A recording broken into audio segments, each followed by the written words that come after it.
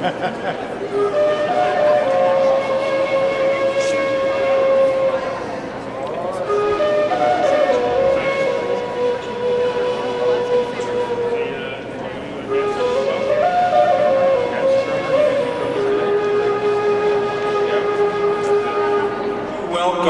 the Westerners and other people that came into this part of the world.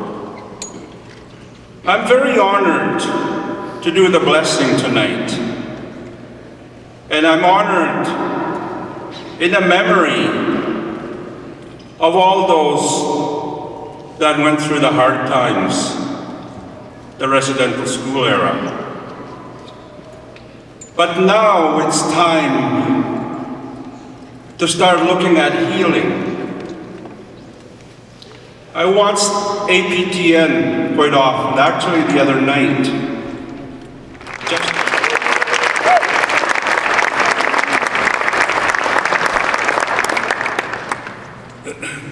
Abostet metodibi akish pinaigen nini nojiwan and wakana biujinat nimi washte kumde. Okay, ani Danate, Danse, Totemtek, Getadamskantana, Kakio.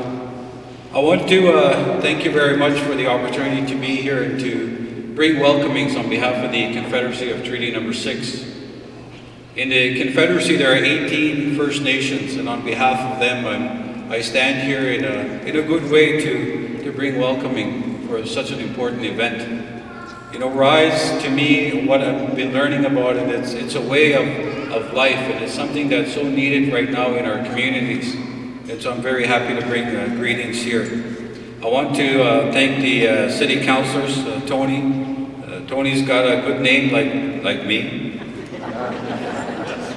Katerina, I'd like to thank you. I'd also like to give thanks to David Shepherd, our MLA. Thank you very much. And I want to welcome all the elders who are here, all the knowledge keepers who carry information, who have been blessed to bring here, to carry information and knowledge forward. I want to bring greetings to you. All the leaders who are out there, I want to acknowledge you as well, that you are, the work that you do, we continue to follow and we continue to support your efforts.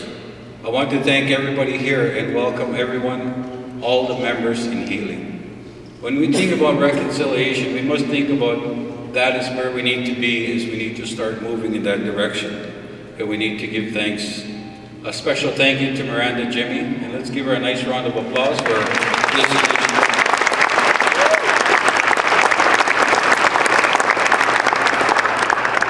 I want to talk a little bit about the celebration. Whenever we do anything in our culture, we are told that we must celebrate. Sometimes it's like a medicine wheel, if you imagine a medicine wheel. The way things start, it starts on one side where you just think about it. And it's that thought and that prayer and that imagination that brings you forward and guides you forward to the point where you actually get to take physical action and a step towards it. But as you're going around, you find that halfway through you feel like sometimes you just want to quit. Sometimes you want to stop. But you stay focused.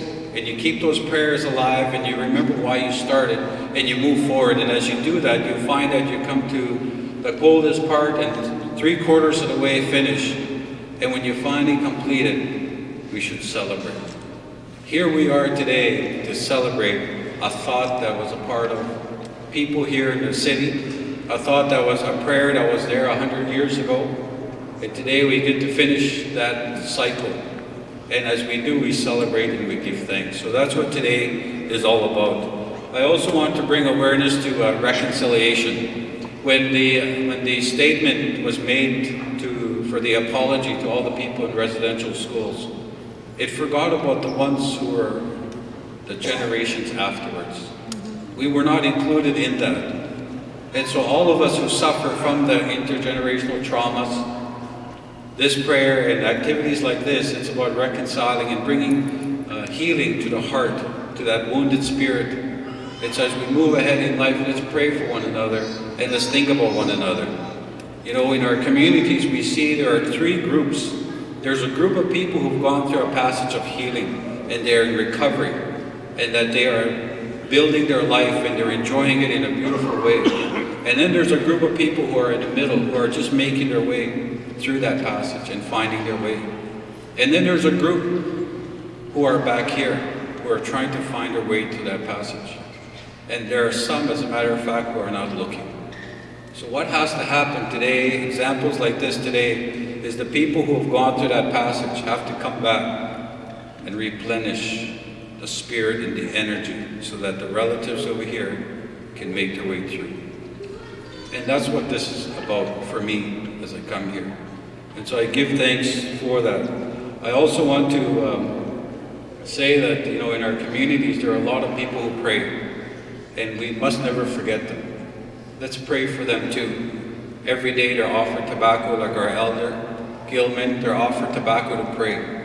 But let's pray for them, because they carry that prayer with them, they carry that energy with them, and that the Creator will bless them in a beautiful way and bless them in their life. So I want to thank Gilman for that prayer and guiding us here today, that we never forget, no matter what we do, wherever we're at, the core of who we are as a people is the Creator. And so let's think about that.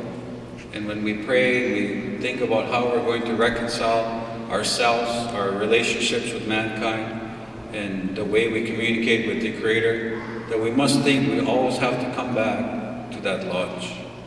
Within the lodge are the laws and the rules of who we are as a people. And if we can get back there, we will learn that we have a responsibility.